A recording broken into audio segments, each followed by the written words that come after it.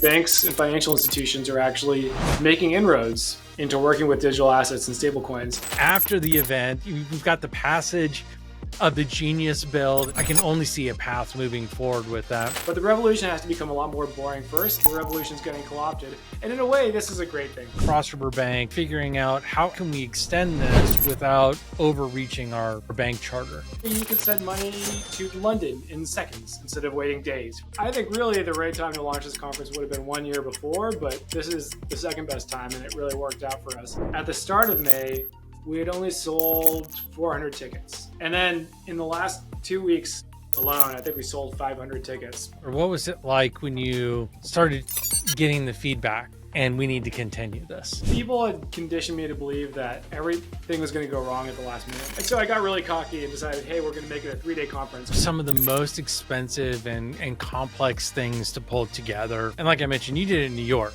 And then the Plaid-Visa acquisition happened at the beginning of 2020. When the deal didn't happen and everybody's trying to figure out why did it come apart? Like what's going on? Suddenly, okay, you can actually create a scaled financial services company as a tech company. We have two big name speakers drop out, within 36 hours and 24 hours of the conference.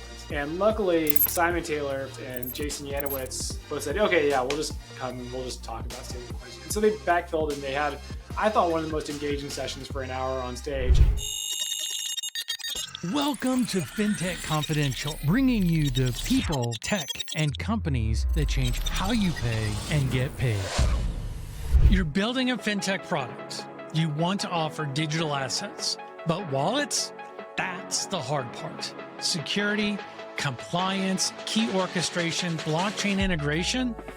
That's why fintechs, payment platforms, and custodians choose Dfns. They provide wallets as a service that's API first, multi-chain by design, and secured with MPC. No single point of failure. So you can launch across over 50 blockchains, automate policy controls, and stay audit ready without managing private keys. Stripe's Bridge powers crypto payments through Dfns. MoonPay scales wallets securely with Dfns. Sphere grew without compromising on control or compliance.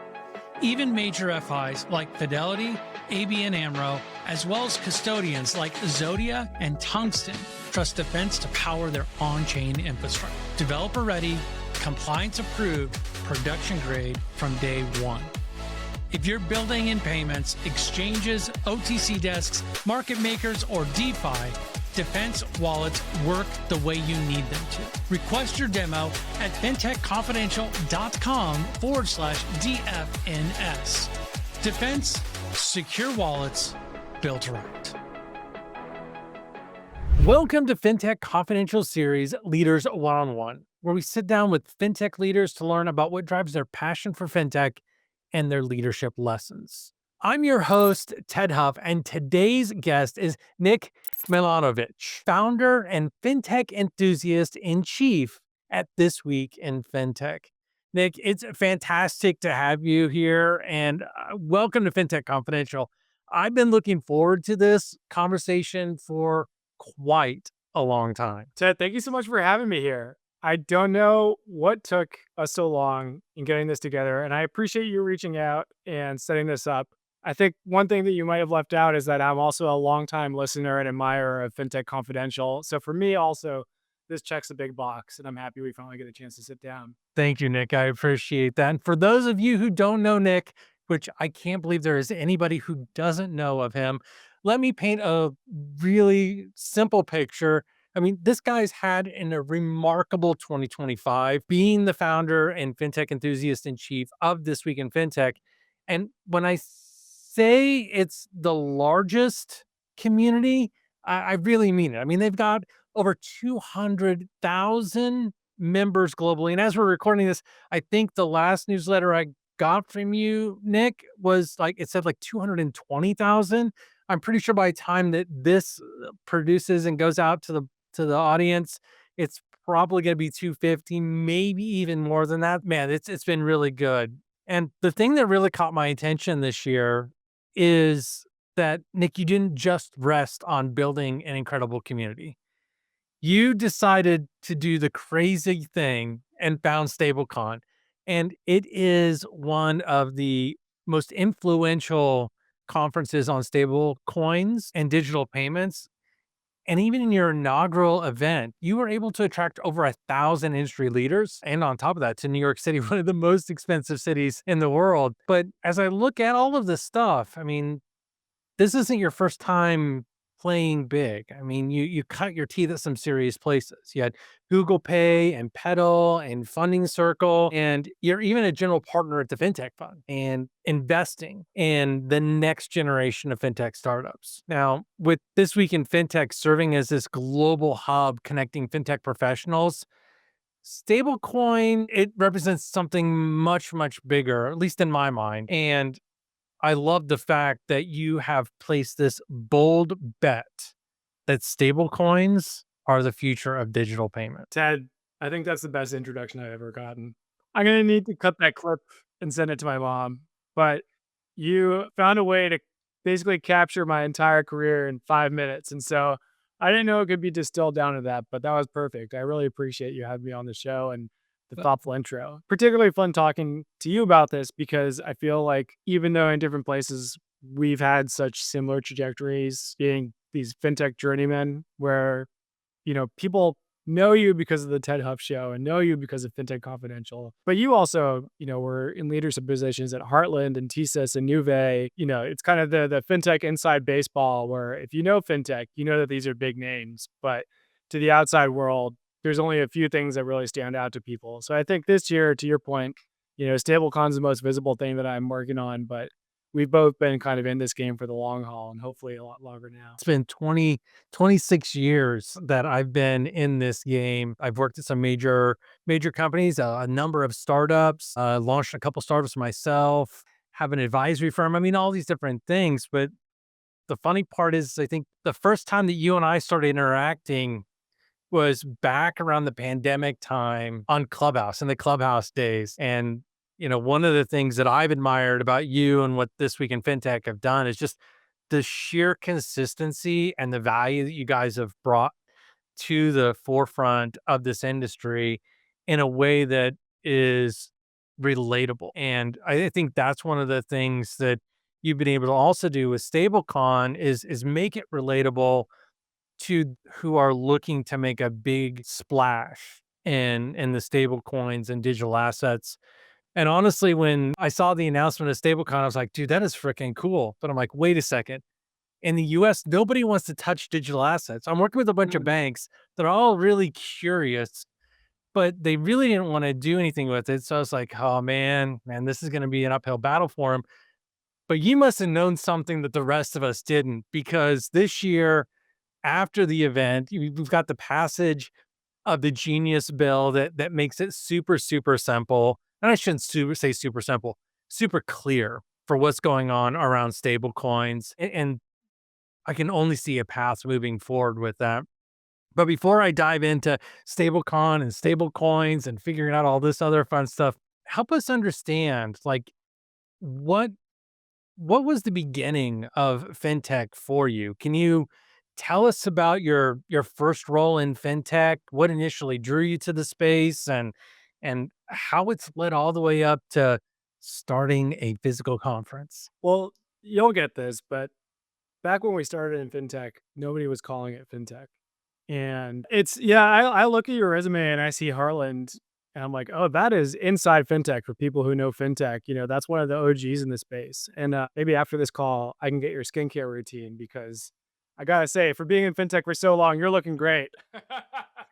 I've been in this space for 15 years and I feel like I'm a million years old sometimes. But I worked for microfinance firms in college and then ended up getting a job offer coming out of college from the two co-founders of Funding Circle. At the time, the US business was called Endurance Lending Network, and they just graduated from Stanford Business School. And I remember, we were trying to build this online lending network to small businesses, which felt a little bit like microfinance, but with a tech angle.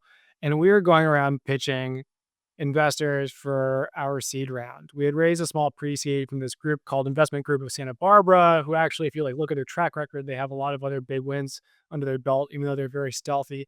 And we were going out and sitting in meetings with VCs trying to pitch a seed round, but nobody knew what to call it. Online lending, direct lending, peer-to-peer lending, Lending Club and Prosper were just starting to say that.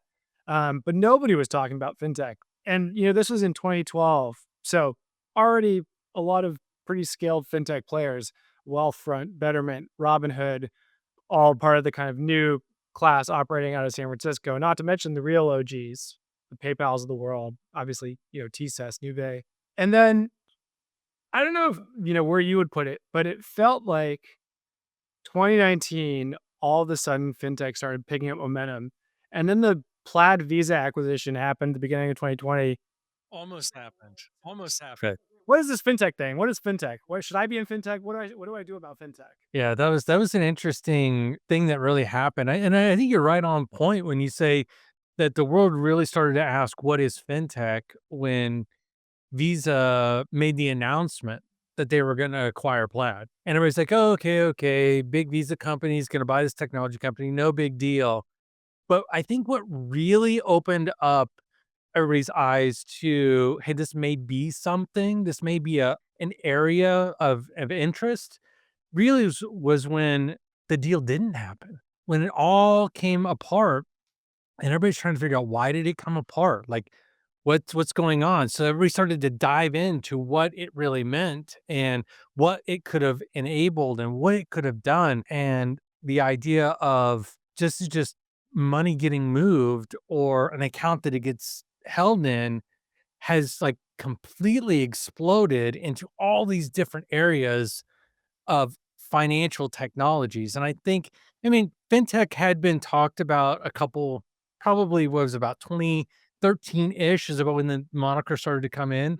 But that's when it really took root. At least that's my perspective on that. I felt the same way. And I think for a lot of us who'd been in the space for a while, it felt like the surprising whiplash. It didn't seem like what we were building in 2020 felt any different than what we were building in 2018, but all of a sudden everybody just believed in it.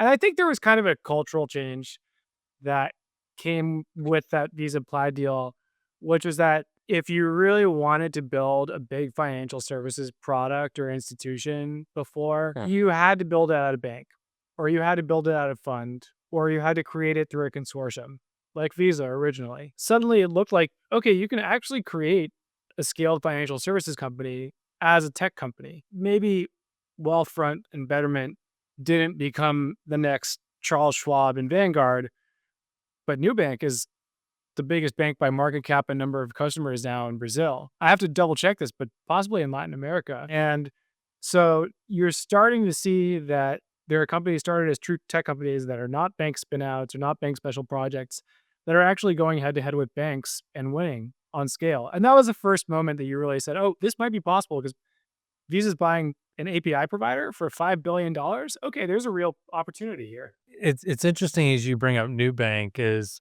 how many people thought that the savings calculator type product called Chime would turn into the behemoth investment platform, financial platform, I mean, lending platform. I mean, there's just so many things. And that's one of those other spaces that, we thought that either you had to be a technology provider or you had to be a financial institution and they were always competing against each other about who was going to win. And I think that's something that we've seen probably more so over the last 3 years, is really the idea of, hey, we don't have to really compete here. We can help each other. And the days of banks buying the technology companies to bring them in house to make them theirs, oh my God, we've seen so many failures in that space. And even the big guys have started to realize, hey, that's not the right direction to go. The reason why they're successful is because they're not part of the bank. Let's figure out how we can support them.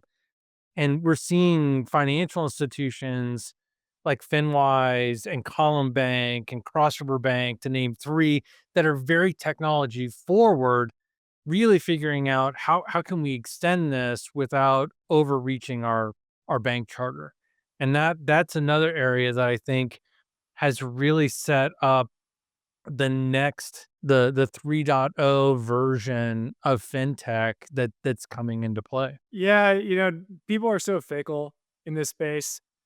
Well, 2 years ago or 3 years ago, you had all these thought pieces about how terrible neobanks were and what a bad business model is. And, Their unit economics are underwater and their scaling costs are intense. Now, whether it's Monzo and Revolut in Europe, or Nubank in LATAM, or Chime in the US, or Kakao in South Korea, or Gcash in the Philippines, people love neobanks suddenly again. And you have these monster rounds that banks like Revolut and Monzo are raising. But it's a super capital intensive business to build. You think about the trajectory of most tech companies, you scale appropriately with the right amount of cash at the time. But the whole idea behind SaaS is that you can scale pretty costlessly. Unlike neobanks, unlike true banks, I guess AI, similarly now, you have large language model providers that are very, very capital intensive to scale. But for a long time, it felt like this is not really a tech bet. It takes hundreds and hundreds of millions of dollars to actually build a good, regulated, scaled bank. And you're going to lose money on all the checkings and savings accounts. You're just going to make money when they take out personal loans or credit cards or mortgages later on. But that comes way down the line. But now we're finally Yeah. Now that we're finally there on that side of the house, it was so funny. I was having a conversation, and no joke, the next day, This Week in FinTech put out an email and wrote an article. I don't know if it was you or maybe one of the folks on the team, but I just got done talking about how I'm seeing the digital asset space. We talked about with neobanks, with releasing the first step into that space is, hey, let's give people access to the capital that they have. And we're seeing a huge influx. I mean, so far this year, I think we've seen 8 card programs announced and or launched that tie back to digital assets. That's like called the gateway drug into becoming a neobank. And on top of that, we're talking about it with digital assets. So I think that's another space that things have started to go down towards. But I'd love to get your opinion on that before we start to talk about how the heck you decided to get started with StableCon. digital assets were the Wild West up until the start of this year. And now all of a sudden, again, like about face, the banking and fintech industries can't get out of their own way trying to trip over themselves to build digital assets products. And so you have a lot of players that have had conviction, the Paxoses of the world, the FalconXs of the world, the Geminis of the world for a long time. And they've been waiting on the sidelines for this kind of environment. But you also have all these crypto-backed cards launching, stablecoin cards launching, all these new products. And I mean, part of me in my heart says we've seen this a couple times before. We saw the original Bitcoin boom in 2017. We saw the DeFi summer in 2021. And you have these periods of enthusiasm and hype, but then there's mean reversion that happens. Every time is different. But like you said, this year, the Genius Act passed. This year, the SEC's guidance, SAB 121 on crypto custody was repealed. Mhm. This year, Yeah. banks and financial institutions are actually making inroads into working with digital assets and stablecoins. I think you'll see a trajectory similar to a lot of other technologies, like the early days of radio, the early days of the internet. Radio stations were operated partly, most number of radio stations were operated by like ham radio operators and hobbyists initially. And then you had big corporate, territorial, regional radio stations set up on AM, FM. Similarly, in the early days of the internet, you wanted to build something, you had to have your own server. And a server was a physical server that you had, in your basement in order for you to be able to host something online. As more pieces of that infrastructure got built on top of it, and you had domain name service providers, and you had out-of-the-box WYSIWYG website editors, and you had cloud computing, it got very easy to build online products and host them without needing to own all the infrastructure. And so you have this like crazy libertarian era at the beginning where people are saying we can put whatever content we want online and we can conduct commerce cross borders and you can't tax us and you can't censor us. And this is, going to be a new kind of digitally free period of expression. And then the reality is like 10 or 15 years later, all the corporates show up because they're like, there's money to be made and governments figure out a way to regulate it. And at the end of the day, the governments support the law. And so they're going to make it, standard one way or another. I think we're in a similar period right now with digital assets, where if you look back 10 years, especially after the 2017 Bitcoin boom, you see all the people who got into the space. There's a lot of these kind of idealistic libertarians who think Bitcoin is censorship resistant money and we are going to be able to transact and create commercially viable monetary ecosystem without any reference to governments. Okay, that was the initial Satoshi white paper in 2011, but where are we now? Majority of transactions happen on centralized exchanges. And what banks are getting into is being able to custody speculative assets for people to buy and hold, or being able to enable crypto transactions and trading through, third-party brokerages. And so all of a sudden, again, the revolution is getting co-opted. And in a way, this is a great thing for the space. Stablecoins, crypto digital assets, they take off if you could actually make them accessible to large institutional owners and corporates and retail investors and mom and pops. But that means that you need to add guardrails. And it's not going to be like this libertarian Bitcoin vision where you self-custody your wallet and you remember your seed phrase by heart and you tattoo, your public and private keys on your arm. It's going to be a very, very boring mass market vision where it's Stripe acquiring Bridge and Privy to be able to give you access to a crypto wallet with the same kind of authentication that you're used to for just signing into your bank account. And you interact with it the same way you interact with other digital products. And you have limits on what you can actually do with it because you can't send money to North Korea using crypto anymore. You can't send money to Iran. But actually, you could send money to your aunt in London in seconds instead of waiting days for it to go through for a wire transfer. And so there is real innovation here and there is real opportunity. But the revolution has to become a lot more boring first. And I think that's the phase that we're finding ourselves in this year. It's funny as you talk about it. Unfortunately, I wasn't able to make it to StableCon this year because I was already fully engaged with Bitcoin conference before he made the announcement. And I didn't realize they crisscrossed over each other. Okay, so that was dumb on our part. And we moved it to September in order to not GRAM next year. We lost out on so many great speakers and attendees who were telling us, wait, we would love to come to this, but we're already going to be at BTC. And by the way, I know that you and Rachel Morrissey, our new content director, and I talked about it, but we've got to get you up on stage at StableCon next year for sure.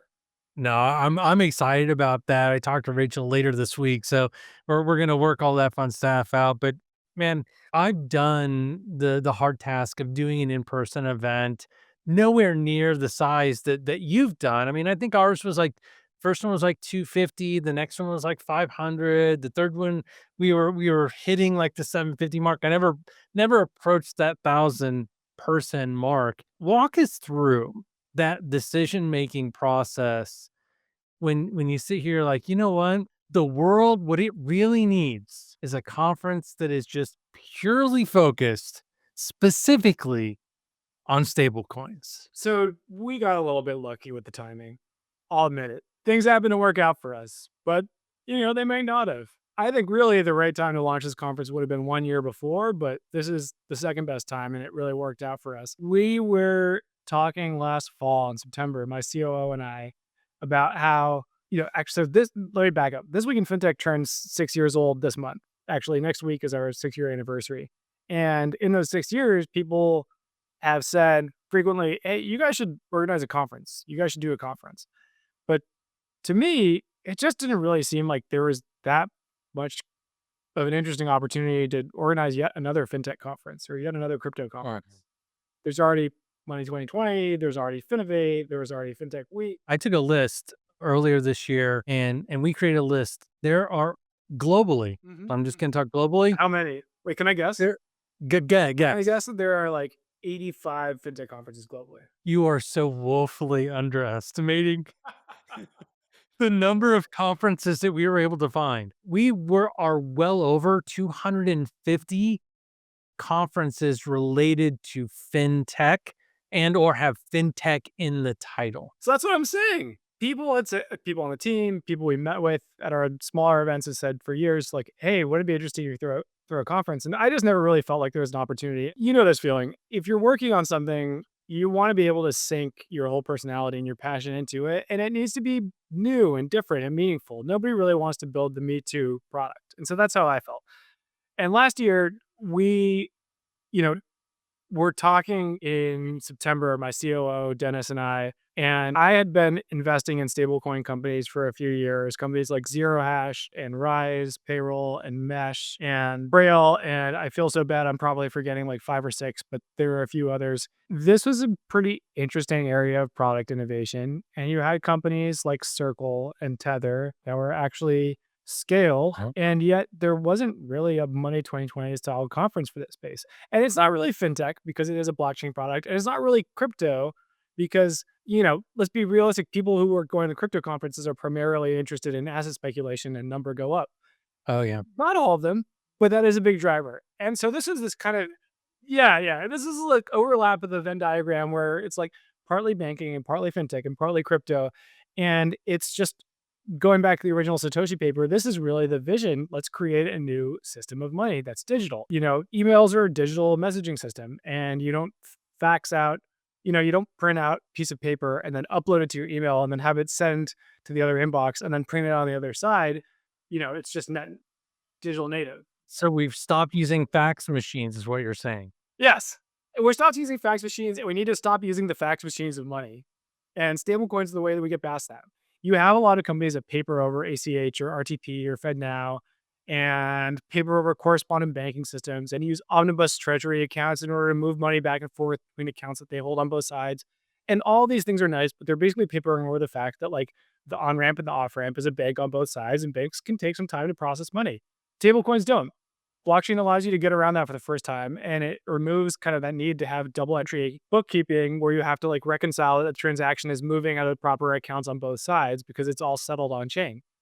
And so we said, we should build a conference around this. And maybe like 3 weeks later, Bridge got acquired by Stripe. And I kicked myself because I met Zach at Bridge when he was at the start of his journey. And, he's a fantastic founder, and he'd come from Brex where I knew a lot of people. And we ended up not investing in Bridge. And so that was, a big wake-up call to me. And I said, well, look, if I missed stablecoins that badly the first time, I'm not going to miss them the second time. And so we started working on it last fall and got a few key partners lined up for the announcement. And then we announced it on January 17th of this year. We announced on Jan 17, and then the conference is on May 29th. And so we were like, holy crap. We got 5 months to plan this whole thing. We hit the ground running. And I'll tell you, it was, we burned the candle, but it was great. We brought on a new team. We made hires. It was really fun putting it together. And like you said, every single week there was another stablecoin announcement leading up to the conference, and then Circle went public the week after the conference. And it was just really an incredible time. And at the start of May, we had only sold 400 tickets. And so we wanted to have a 1,000-person conference, but we got to the start of May with 400 tickets sold. We said, okay, well, it's going to end up being smaller. And then in the last 2 weeks alone, I think we sold 500 tickets because as people started hearing about it, it just spiraled and people said, oh, I actually have to show up to this and I have to be here. So this year we have 12 months to plan. We're going to expand it from 1 to 3 days. We're moving it down to DC because we want to get more policy people involved. We found a great venue for it at the Gaylord of the National Harbor Resort. And this year you've got an invite, and I very much hope that I'll see you out there. You'll definitely see me there. As we look about this, there's so many validation signals that happen as you got closer and closer to the event. During the event, how did you realize, or what was it like when you started getting the feedback from folks at the event that, we did what we needed to do, and we need to continue this? Support provided by Skyflow. What if you could build fast but not break privacy? What if you could ensure data privacy, governance, and compliance with just a few API calls? What if you could worry less about PCI requirements while actually improving privacy and security? How much more time would your team have to truly innovate? How much faster could you build and ship new features? How much more powerful could your app be? Skyflow is a zero-trust data privacy vault delivered as an API. Skyflow's radically simple design lets you collect, secure, and tokenize personal information like card data and payment details. And with built-in features like encrypted data analysis and sharing, anonymization, and advanced governance, your days of choosing between data security and data usability are over. Whether you're just concerned with PCI compliance or need to go further to include CCPA, GDPR, SOC 2, and beyond, Skyflow has you covered. What if you could build fast but not break privacy? With Skyflow, you can. Visit skyflowsecure.com today to learn how. One of my advisors is Peter Renton, who has just been giving us some advice on the side, and he founded FinTech Nexus before and ran that for 10 years. And I asked him... Him and Bo, yeah. Yeah, him and Bo, exactly. And I asked him, the night before the conference, am I going to sleep He said, absolutely not. You'll sleep maybe 1 hour. And I slept maybe an hour and 15 minutes. I was just so excited. I couldn't fall asleep. And then the conference day actually comes around and it's gone like that. Just goes in a flash. And people the whole day were just so excited to be there and they were networking. And actually, it was a kind of an issue for us that people were so focused on networking that they didn't go into the general sessions and listen to the speeches and the presentations and the keynotes and the panels and the debates. But it's because we had 1,000 people there, and it felt like the 1,000 people who were working on stablecoins. It felt very much like the Insiders Conference because people were there who knew each other, who'd worked with each other for years. So people were there to see each other and network for the first time in a conference exclusively focused on stablecoins. And so that's what a lot of the feedback was like, great, I've been to BTC Vegas and Token 49 and Permissionless and Money 2020 and Consensus and ETH Denver and Finovate and Fintech Nexus, but nobody actually just focuses all their attention on what we're really doing in the stablecoin ecosystem. And this is actually really interesting because we're doing what crypto set out to do first over a decade ago. And so this year, we are kind of broadening what we expect the conference to be. And we are trying not just to make it an insider conference, but focus on bringing people from outside of the ecosystem into the stablecoin ecosystem to learn about it. And so that's banks, fintech companies, regulators, policymakers, law firms, accounting firms. Basically, now that the government has come out and said in the US, stablecoins are a product that institutions can use, we want to be able to be that connective tissue, helping institutions educate themselves about stablecoins. I want to get a little bit behind the scenes of StableCon from you. I've had the opportunity to work on a number of shows, as I mentioned earlier, Vegas, Atlanta. I was supposed to do one in Dubai, but this little virus that kind of shut down the world kind of kept that from happening. I've heard of it. These are some of the most expensive and complex things to pull together. And like I mentioned, you did it in New York. So the complexity of being in a city like that is second to none.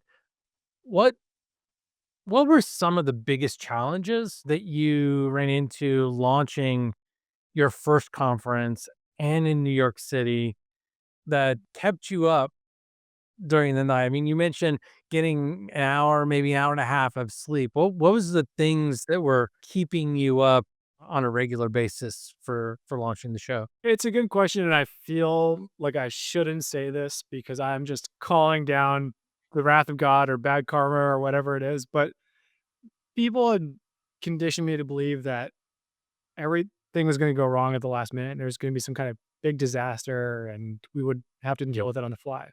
So we were kind of constantly keeping our heads on a swivel and thinking about backup plans and thinking about resiliency and thinking about what ifs. And there were a few small things like it rained on the conference day and the day of the welcome drinks before, and it didn't rain any other day in the week. But at the end of the day, no one big thing went wrong. There are a bunch of small details that when you're organizing the conference, you notice these things. Acoustics, being able to find your way around the venue, that of course we want to improve, but knock on wood, luckily no big thing went wrong. And it never felt like my hair was completely on fire. And so I Just smoldering. Yeah, exactly.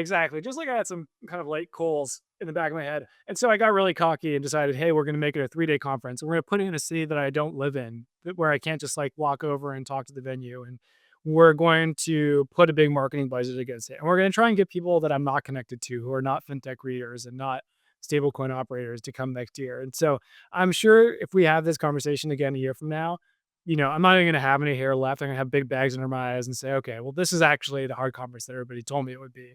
But we got really lucky this first year. Every time at every event that I've put on and attended, there's always been like this one thing that just makes you laugh because you can't believe it actually happened. What is that one funny thing that you can't believe actually happened at StableCon? We have two like big name speakers drop out at the last minute, within like 36 hours and 24 hours of the conference. And one of them I completely expected to drop out. So I actually didn't have even a place on the agenda for them. I said, there's no way they show up. And so if they had shown up, it would have been a problem. I would have had to figure out where to put them. The other one I thought was a coin flip.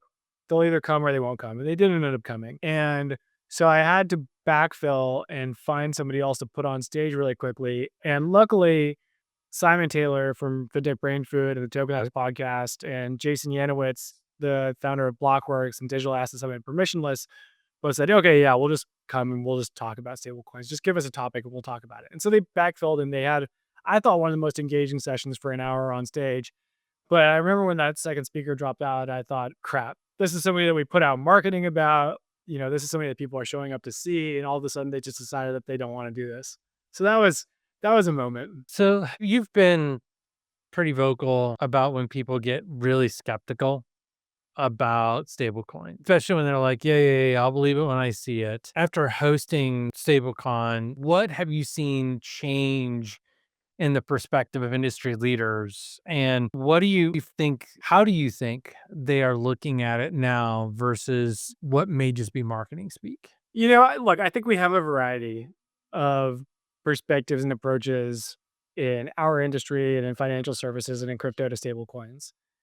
For the deeply crypto native people, there are companies like Coinbase, which has rolled out Base and has been a longtime partner to Circle and are deeply responsible for the adoption of stablecoins in the US and internationally, that believe in stablecoins just as much as they believe in crypto. They think that this is really what we're going to build the financial rails of the future on. Then there are other exchanges that think, stablecoins are a great way for traders to hold assets between making crypto trades. But other than that, we don't really care because we can't make a lot of money on stablecoins. And you kind of have the same diversity of opinions in the banking industry. You have banks that are putting out press releases saying, maybe we will issue a stablecoin. And it's just so that the CEO can have something to talk about on their next earnings call and they can get a little bit of a bump the same way that people talked about blockchain in 2017. And you have banks like JP Morgan, which had Onyx, which is, now Nexus, and have been experimenting with on-chain transactions for quite a number of years. It's almost had been a decade since they started when they joined the blockchain. What was it, the blockchain consortium? Yeah. Is that what it was? Yeah. I didn't know that, actually. I didn't know it had been a decade. But yeah, they've been working on it for a long time, and they just needed more of a regulatory blessing. And so now they finally have it. And because it's a bank, they're going to move slowly. Like, at the end of the day, you get penalized for moving quickly as a bank. You don't get penalized for, being the last to market because you have scale and you have distribution. JP Morgan Size actually turns on a blockchain settlement system or stablecoin payments. However they do that, whether they're doing it themselves or through a third party, like that is going to be really meaningful. And I think that that's actually something that is different this time around than the last two crypto bull cycles. We'll see though. Yeah, well, I mean, there are a number of opportunities for partnerships to happen and deals like companies to go public, like Circle did. There are a number of others that are happening right now as well.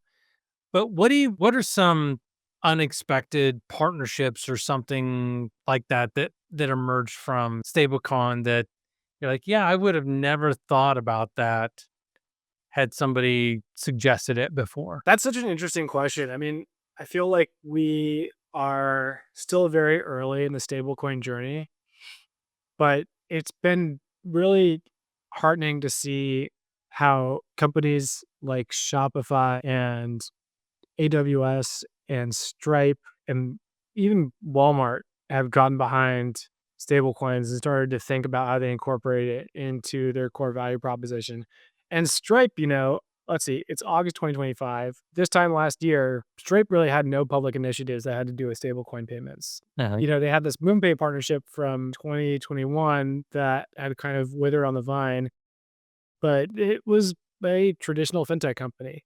And now they have enabled merchants in something like 150 countries who have transacted on stablecoins since they acquired Bridge. And the velocity of that change is just really impressive. And so what I'm excited about is that we can build this conference focused on stablecoins, but I get to work with a lot of the fintech companies that I've known since before. So like MasterCard was a big sponsor and partner of ours.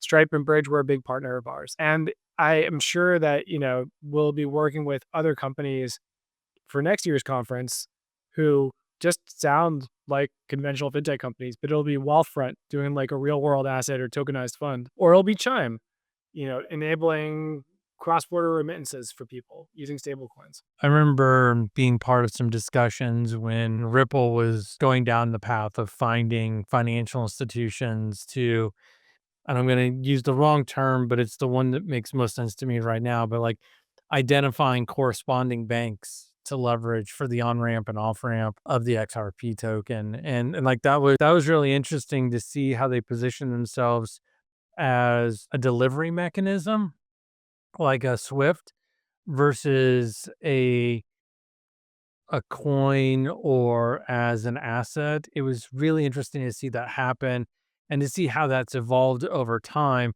And I know you and I mentioned earlier in the episode the fact that we're seeing this, I'll call it like a skeuomorphic evolution.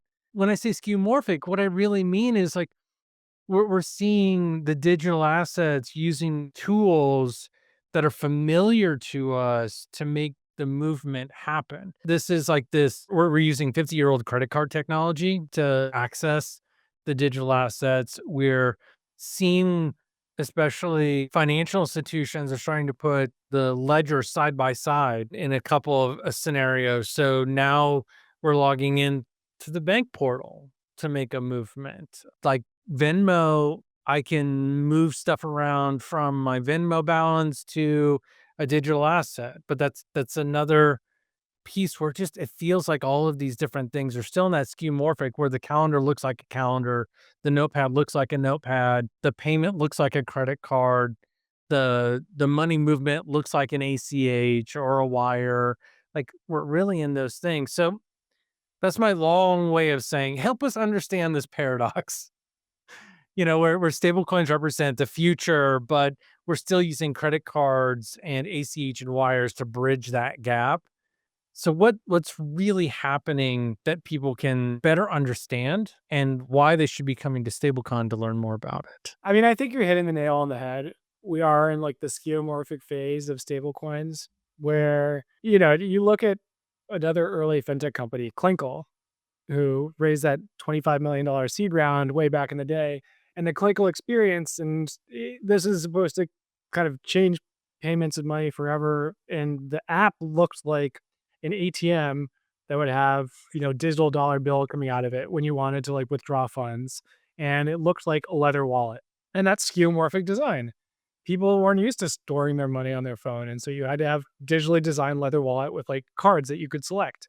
And I think we're kind of in the same phase right now for stablecoins, where we are effectively rebuilding what is already available to us in analog rails, and we're digitizing it on stablecoin rails. And there's nothing truly groundbreaking yet happening. In some cases, you can send a payment faster. In some cases, you can send a payment more cheaply. But to a lot of people, there's this so what moment where they're saying, okay, well, why would I use stablecoins? Because I can already send money quickly through ACH or Wire or RTP, or, if you're in Brazil, Pix, or if you're in India, UPI. But when more of these companies start using and experimenting with and adopting stablecoins, they'll start doing things that aren't actually possible on analog rails. You'll have messaging for transactions that are built into the transactions themselves and don't rely on product like Swift in order to encode instructions where the transactions are conditional. And you just can't do that on analog rails. And you will have layers built onto it for escrow and chargebacks and disputes that are managed through customer service departments today, but can actually be managed on chain in the future. And you'll just have new money form factors that, you can't really envision today. Like you'll have put a deposit down for the down payment on a mortgage, but it'll be composed like 7% by your dollars and like 3% by your art holdings and like 5% by a tokenized version of like your brokerage account and like 6% by your 401k. And you will basically just have like one deposit that represents all of those things and kind of holds them in escrow in order for you to be able to put the payment down for a mortgage. And you just can't do that today because you can't go raid your 401k for dollars and raid your art collection and sell it off for dollars and then translate it all into dollars and cash it out with your bank account and then, go put it down for a mortgage. But you'll be able to do that because you'll have these, fungible, dare I say it, fungible tokens that, represent different stores of value. And it's just like a different way to experience money than in the past where money was either tied to a dollar or tied to a yen or tied to a stock. But we haven't really seen what that beyond skeuomorphic phase looks like right now because we're just kind of building what already exists because those are the things that we know. And so it'll be small and then it'll be everywhere. But I am really impressed with what companies like Visa and Stripe are doing because Stripe are the innovators who are also trying to guard against innovators' dilemma. And I think Visa are in the same boat where they're thinking, we don't want to be disintermediated. Yeah, the piece that I see as like the next step that really sets stables apart is the programmability that falls into it. I think that the next stage when you started talking about real world asset tokenization too, and being able to leverage that value and really be able to pull that into your overarching net worth and be able to use that as a means of collateral without having to convert it over. And that, I mean, that's kind of interesting because some of the regulatory pieces that we're running into right now here in the US are a lot around that piece of it. Because up until recently, if you wanted to use the equity, I'm going to call it, in a digital asset for a mortgage, you had to cash out and you had to put it into a bank account.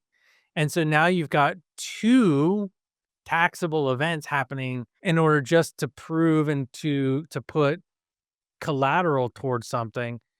And then you may be lucky enough to send it back into on chain and make that happen. So I think you're definitely down that route. And I look forward to having these conversations at StableCon, 'cause I think that's going to be the place where we'll be able to get into a little bit into the weeds, but also have a broader vision for what is possible versus what is now. Yeah, I would like to say I have this, vision of the future where here are the cool opportunities that we'll see with stablecoins, but the reality is nobody really knows. They're the coolest products that are built with stablecoins are products that we can't envision yet, but they will be cool. So we've come to my favorite part of every episode. And what I end up doing is that I pull out this fun crystal ball here and I have you look into it. I mean, you're really in the center of a lot of these conversations around stablecoin, especially as you had StableCon, you're prepping for the next one. You've constantly got more and more content. You guys are just killing in those areas, and you have this really unique perspective. So what I want you to do is I want you to look into the crystal ball and look out 2, maybe 3 years into the future and tell us what is it you're seeing happen that we should be thinking about? I think what we're really not ready for is that we will spend all this time prepping product is going to be meaningfully different as an experience.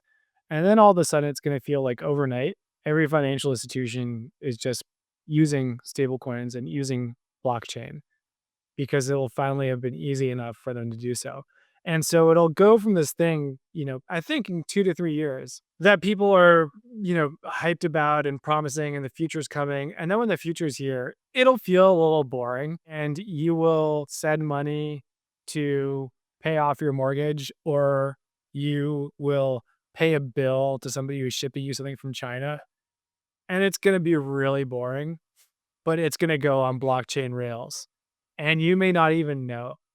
And all of a sudden, this merchant in China is going to get your money within seconds, and they're going to be able to settle out to a wallet. And to you, it'll look like a credit card transaction, but it'll go over blockchain rails. And we'll be sitting here in 3 years thinking, wait, that's it? That's like the crypto revolution? I thought, we were going to have flying cars and we were all going to be driving Lamborghinis. But the reality is that the real revolution is going to be when it just feels like boring everyday product. And right now with LLMs, AI seems magical. A year ago, I couldn't believe that you have chat window that you can ask anything to, and it'll give you an answer like a person. It may not be the right answer, but at least use your answer. It'll give you an answer.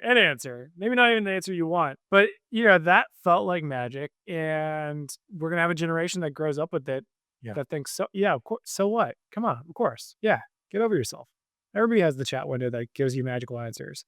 And I think that we'll have something similar with stablecoins where You know, you get your paycheck every day or every second instead of, waiting 2 weeks for it to clear from a bank. And at first people say, whoa, and then all of a sudden it'll just be normal. I think that's interesting as you talk about it. It definitely, I think the speed and I don't even want to call it transparency because it's not really transparent. It's like the speed and the invisibility of the use of stables is when you don't see it and things are happening immediately and you're not having to have a lot of gatekeepers in the middle or stage gates in the middle to make sure that this from this point to this point actually happened.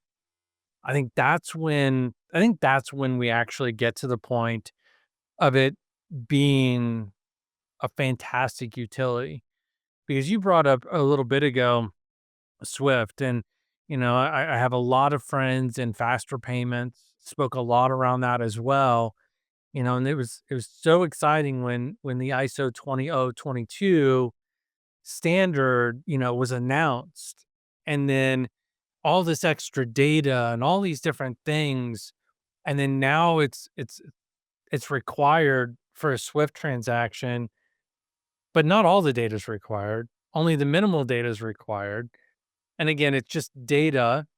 There's no logic. So you have to build the logic on the backside, but you can only run the logic if the data is provided. And it's this weird dichotomy that we find ourselves into. And even in the US, we have this bad problem of just stacking payment types and payment rails on top of each other and never really going, yeah, we probably should quit doing that one over there, and move it over here. If I were to say my hopes, wish, dreams, and desires, it would be to have an on-chain transfer of value, replace ACH, wire, Swift, all of the things that have all of these legacy connotations with them. I think that would be my perfect Pangea moment, I guess. Panacea moment would be for that one. But Nick, I have one last question for you. Because you look at fintech startups all the time and they're coming to you for investment. If someone were to walk up to you and say, I have a really great idea that will deliver amazing value to the marketplace. And they said, I just need one piece of advice from you. And it's the only piece of advice I could ever use going forward for my fintech startup. What would it be? And in one sentence. Don't lose sight of the big picture. Help us understand what you mean by that.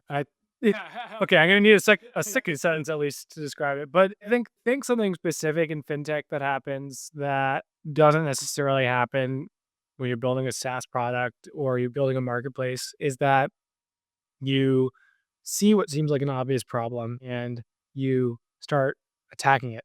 And you realize that there's a problem below the problem that's actually a lot more important. And then there's a layer below that and a layer below that. And there's a lot of path dependency where as you're building, and every fintech founder goes through this, you realize that there's all these adjacent issues that you just don't have the bandwidth to solve. And so a lot of products that start as like consumer facing surface level products, like we're going to pay you faster or give you better loans or invest your money better. You peel back the layers of the onion and you realize that there is a settlement layer issue or that payment processing is slow and gets caught up in manual review, X percent of times. And so it's easy to get really focused on these like down the stack problems. And sometimes you have really interesting companies built by founders who move that way.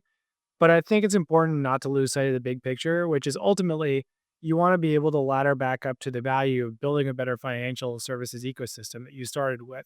So don't get too dependent on systems thinking and be willing to say, hey, these are the tools that I have available to work with today, but we can actually find a way around them. Or what if we did things this way? Now, there's a big asterisk to that, which is that this is a regulated industry and you have to do things the way that's compliant. Please do not build non-compliant products because some guy on a podcast told you to, but continually be willing to think outside the box. Don't be dependent on the way that things have been done before and like pull back from the immediate product that you're focused on and think about the bigger picture because it needs to ladder back up to a perspective on building a better financial services product ecosystem at the end of the day.